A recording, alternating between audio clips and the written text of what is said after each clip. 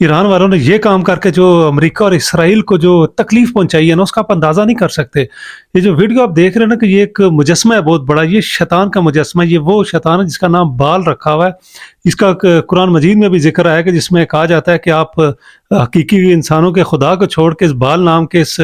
جعلی خدا کو پوجتے ہو۔ یہ وہی بال نام کا یہ مجسمہ ہے جو ایران کے شہر میں ایرانیوں نے صرف اس لیے جلایا، اس احتجاج میں صرف اس لیے جلایا کہ یہ اسرائیل اور امریکہ کو تکلیف دینے کے لیے۔ وہ جو جیفری ایپسٹن کی ای میلز جو لیک ہوئی تھی ایپسٹن فائلز میں، اور وہاں پہ وہ بتایا گیا تھا کہ وہ جو آئی لینڈ تھا وہاں پہ یہ مجسمہ جو ہے اس طرح کے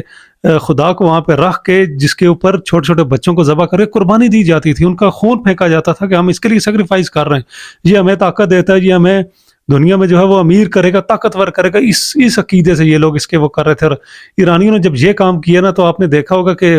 امریکہ کی طرف سے، اسرائیل کی طرف سے بڑے بیانات سختی سے آئے کہ ہم ایران پہ حملہ کریں گے۔ حالانکہ وہ حملے کے لیے تو پہلے سے تیار تھے، لیکن اس چیز کے بعد اب زیادہ اس چیز میں شدت آ گئی ہے، کیونکہ ان کو جو تکلیف پہنچی ہے نا یہ جلانے کے بعد، کہ آپ اس تکلیف کا اندازہ نہیں کر سکتے۔ کسی بھی مسلم ملک میں یہ چیز نہیں ہوئی، لیکن یہ ایران میں ہوئی ہے۔ اور ایرانیوں کو میں سلام پیش کرتا ہوں کہ انہوں نے یہ اتنی ہمت کی اور یہ سب کام کیا، کہ خامنہئی جیسے بہادر بندے کو میں سلام پیش کرتا ہوں کہ اتنی جرأت کا اس نے مظاہرہ کیا اور اتنی تکلیف ان کو پہنچائی، کیونکہ ایران کے پاس تو اور کچھ نہیں ہے لڑنے کے لیے، اس طرح کی چیزیں کر کے وہ ان کو صحیح تکلیف دے رہے ہیں۔